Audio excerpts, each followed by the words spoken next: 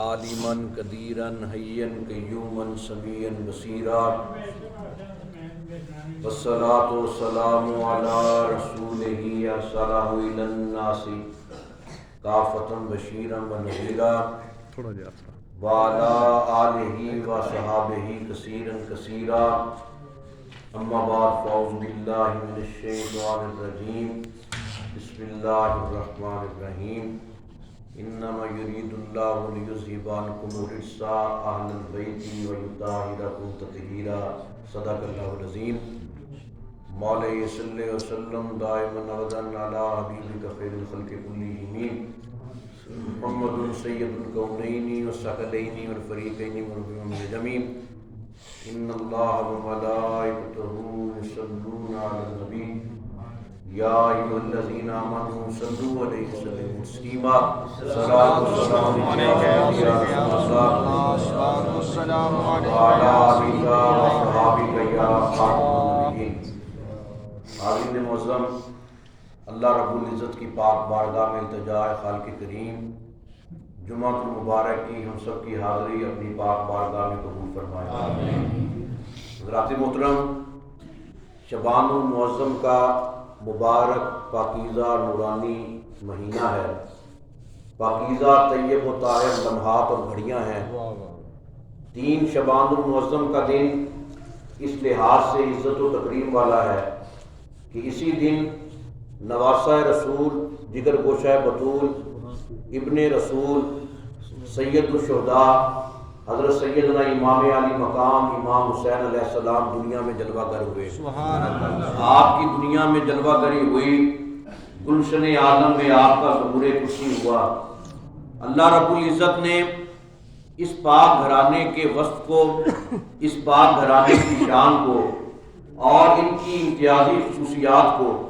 قرآن مقدس میں بے شمار مقامات پر بیان فرمایا۔ خالق کریم نے ان کی طہارت کی، ان کی عصمت کی، ان کی عفت کی، ان کی پاک دامنی کی اور ان کی عزت و توقیر کی خود گواہی ادا فرمائی۔ اللہ رب العزت نے قرآن مقدس میں ارشاد فرمایا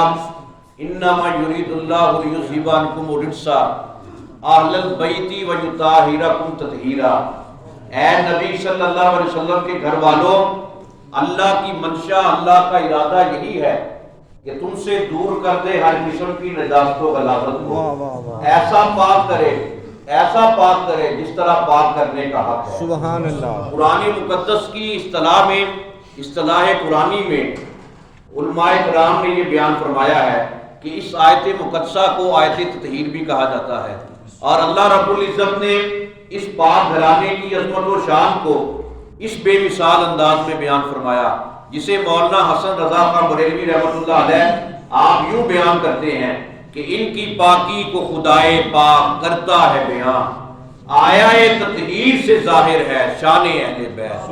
اور جب میرے آقا مصطفیٰ کریم صلی اللہ علیہ وسلم پر یہ آیت مقدسہ نازل ہوئی تو آپ نے اپنی چادر اقدس میں حضرت سیدہ طیبہ طاہرہ خاتون جنت کو لیا، حضرت مولا علی کو لیا، حسنین کریمین کو لیا، خود آپ کی جلوہ گری ہوئی۔ جب یہ پاک ہستیاں جلوہ افروز ہوئی تو میرے آقا نے اللہ کی بارگاہ میں یہ دعا فرمائی اللہم ہؤلاء اہل بیتی، میرے مولا یہی میری اہل بیت ہے، یہی میری کل کائنات ہے، یہی پنجتن پاک ہیں، یہی آل نبی ہیں۔ پھر اب میرے آقا نے قرآن مقدس کی اس آیت کی روشنی میں آپ نے یہ ارشاد فرمایا انا واہل بیتی مطہرون من الذنوب۔ اے لوگو، خود رب بھی رحمان بھی اس بات کا گواہ ہے، پوری کائنات بھی اس بات کی شاہد ہے، میں خود بھی گواہی دیتا ہوں انا واہل بیتی مطہرون من الذنوب کہ میں اور میرے گھر والے ہر قسم کی نجاست سے پاک ہیں۔ اب آپ خود فیصلہ فرمائیں کہ اللہ بھی گواہ ہے، خود محمد عربی بھی گواہ ہے، سارے فرشتے بھی گواہ ہیں، زمین و آسمان والے بھی گواہ ہیں۔ گواہ کس بات پر ہے؟ آل محمد کی طہارت پر ہے۔ تو جس گھرانے کی طہارت پر، جس کی عصمت پر، جس کی عفت پر، جس کی پاک دامنی پر، جس کی عزت و توقیر پر رب رحمان بھی گواہ ہو، قرآن بھی گواہ ہو، محمد مصطفیٰ کا فرمان بھی گواہ ہو، اب کون ایسا کم عقل ہے جو اس گھرانے کی بارگاہ میں اپنی ناپاک زبان کو دراز کرے، اس گھرانے کی عزت و عظمت کو نہ مانے، آپ خود فیصلہ فرمائیں کیا مقام ہے اس گھرانے کا۔ اور حسین پاک کی وہ عظیم شخصیت ہے کہ آپ کی والدہ محترمہ طیبہ طاہرہ، وہ مخدومہ کونین، وہ ملکہ فردوس بری، وہ وارث چادر تطہیر، کہ پردہ جس کا زیور ہے، حیا جس کا تیور ہے، ولی جس کی گلی کے منگتے ہیں، امام جس کے گھر کا پانی بھرتے ہیں۔ وہ خاتون جنت جب دنیا میں آئیں، ام المومنین حضرت سیدہ خدیجہ الکبریٰ رضی اللہ تعالیٰ عنہا، آپ خود بیان کرتی ہیں کہ ادھر فاطمہ کی ولادت ہوئی، میں نے خود اپنی آنکھوں کے ساتھ دیکھا، سر کی آنکھوں کے ساتھ دیکھا کہ آسمان سے جنتی حوریں نیچے زمین پر آئیں، ہر حور نے اپنے سر پر کوثر کا مٹکا رکھا ہوا ہے، ساری حوروں نے کوثر کے مٹکے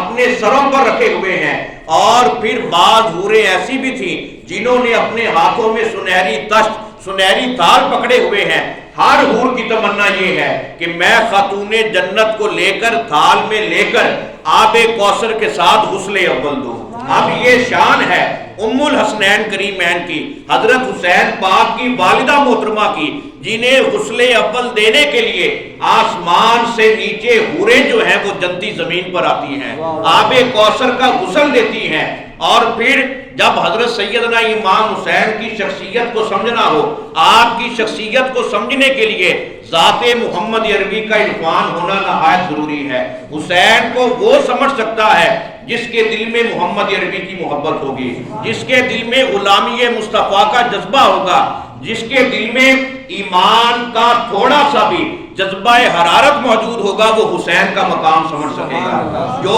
حسین کے مقام کو سمجھنا چاہتا ہے، حسین کی محبت کو جاننا چاہتا ہے، وہ یہ دیکھے کہ حسین کا تعلق کس عظیم خانوادے سے ہے، کس شخصیت کے ساتھ ہے، کس عظمت مآب شان کے ساتھ ہے۔ کون حسین؟ جو وارث فقر بوزر بھی ہے، جو مظہر قوت حیدر بھی، جو تخت کا سکندر بھی ہے، جو بخت کا کلندر بھی، جو حکمت کا لقمان بھی ہے، جو بصیرت کا سلمان بھی ہے، جو بے کسوں کا آسرا بھی ہے، جو ظلمتوں میں ضیاء بھی ہے۔ کون حسین؟ جو نام ہے علم کا، جو نام ہے علم کا، جو نام ہے آگہی کا، جو نام ہے روشنی کا، جو نام ہے زندگی کا، جو نام ہے دین کی تازگی کا۔ میرے آقا کریم صلی اللہ علیہ وسلم نے یہ فرمایا، حسین منی وانا من حسین۔ اے لوگوں غور سے سن لو، حسین مجھ میں سے ہے، میں حسین میں سے ہوں۔ نعرہ تکبیر، نعرہ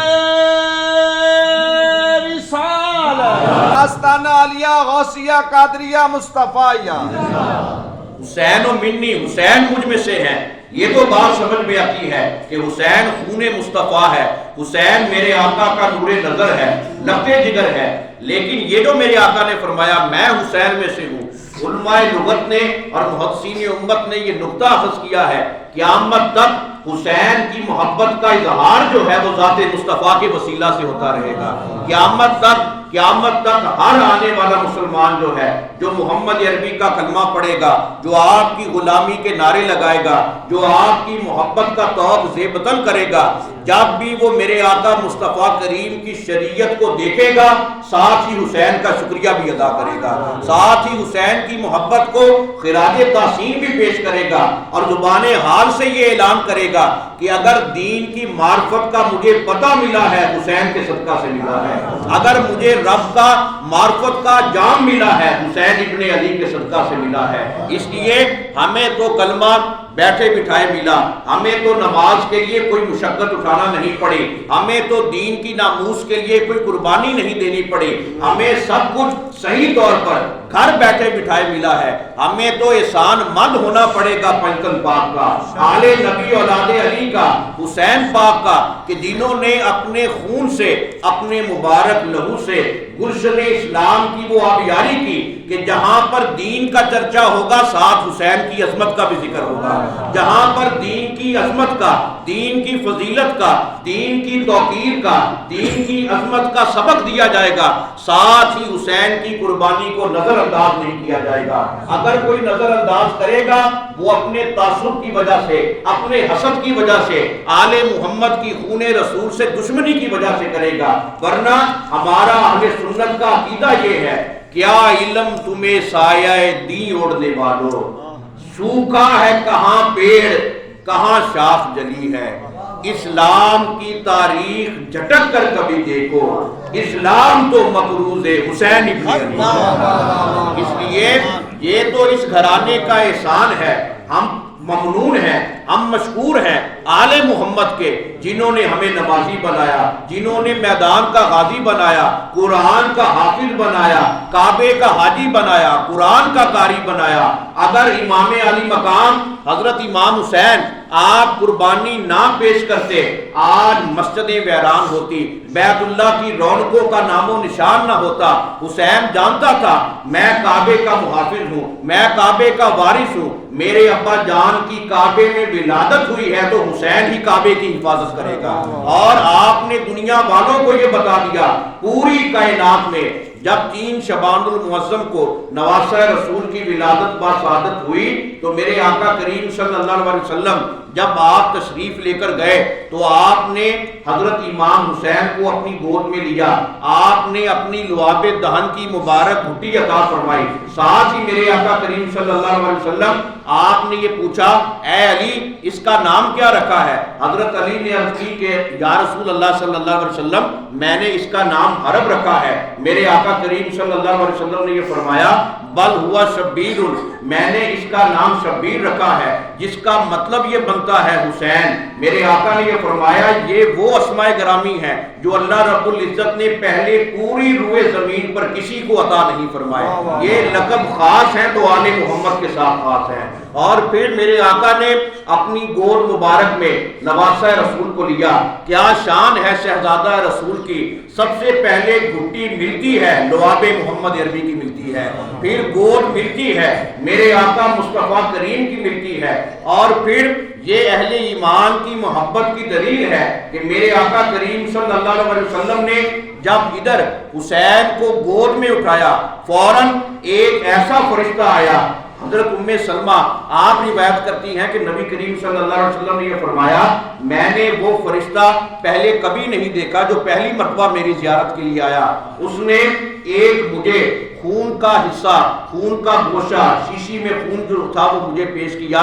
کہ یا رسول اللہ صلی اللہ علیہ وسلم یہ میں آپ کی بارگاہ میں خون پیش کرتا ہوں۔ دوسری روایت میں آتا ہے کہ اس مقام کی مٹی کو پیش کیا گیا کہ آقا میں اس مقام کی مٹی کو پیش کرتا ہوں۔ میرے آقا نے یہ فرمایا یہ کس مقام کی مٹی ہے اور یہ خون کیا ہے؟ اس وقت اس فرشتے نے عرض کی آقا یہ اس مقام کی مٹی ہے جہاں پر خان وعدہ نبوت و رسالت دین اسلام کی سربلندی کے لیے، توقیر کے لیے اپنے سر تن سے جدا کر دیں گے، قرآن کی عظمت کو بچا لیں گے، کعبے کی حرمت کو بچا لیں گے، دین اسلام کی لاج رکھیں گے۔ ادھر حسین کی ولادت ہوئی 3 شعبان کو، ادھر میرے آقا کو حسین کی شہادت کی بھی خبر مل رہی ہے۔ اگر میرے آقا چاہتے اس وقت التجا کر دیتے، اللہ رب العزت نے مارکہ کرب و بلا کا ظہور ہی نہیں فرمانا تھا، لیکن میرے آقا جانتے تھے قیامت تک بعض لوگ ایسے بھی ہوں گے جو کلمہ پڑھیں گے، جو نماز پڑھیں گے، جو روزے رکھیں گے،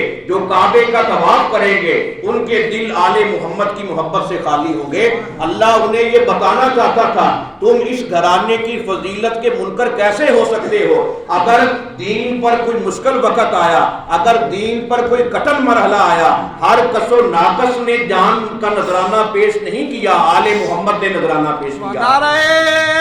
تکبیر، نعرہ رسالت، پانچ نعرہ، پینتالیس سوا لاکھ نعرہ حیدری،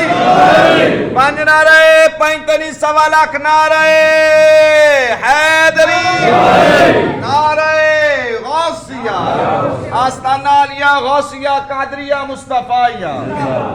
تو یہ نواسہ رسول کی عظمت و شان ہے، قیامت تک ہر بندہ جو صحیح معنوں میں میرے آقا مصطفیٰ کریم صلی اللہ علیہ وسلم کا اپنے آپ کو امتی کہتا ہے، آپ کی غلامی کا دعوے دار ہے، وہ ساتھ ساتھ اپنی بندگی میں، اللہ کی یاد میں، اللہ کی محبت میں ابن حیدر کا، ابن رسول کا، جگر گوشہ بطول کا وہ نذرانہ ضرور پیش کرے گا، وسیلہ ضرور پیش کرے گا، اس لیے کہ اللہ اسے عرفان آل محمد کی محبت کا عطا فرماتا ہے، جس دل کو اللہ اپنی محبت کے لیے چن لیتا ہے۔ یہ وہ پاک نعمت ہے، انما یرید اللہ لیذھب عنکم الرجس اہل البیت ویطہرکم تطہیرا۔ اس کا ایک مطلب اور مفہوم یہ بھی ہے کہ اللہ نے نجس کو، نجاست کو، غلاظت کو آل محمد سے دور رکھا ہے، اس لیے جو پلید ہیں وہ آل محمد کے قریب نہیں آ سکتے، یہ ان سے ہمیشہ دور رہیں گے، اس لیے کہ جن کے دل پاک ہیں، جن کی روحیں پاک ہیں،